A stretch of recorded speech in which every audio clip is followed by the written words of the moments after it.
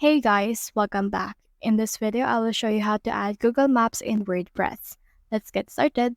So here's my Google Maps right here. I just need to pinpoint some kind of part right here, like for example, this one, and then I can see this right here.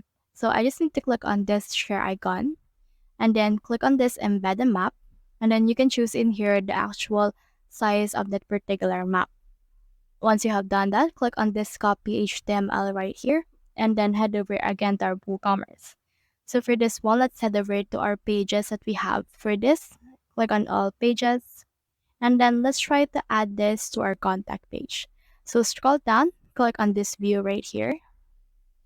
Once you have clicked on it, it will show you this particular page. So let's try to embed this map on this page. Click on this edit page right here.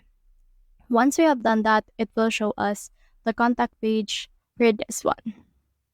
So let's just wait for this right here to finish the loading process.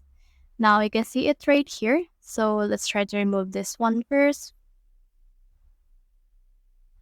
And then right here, we can add some few more things. So we have in here this.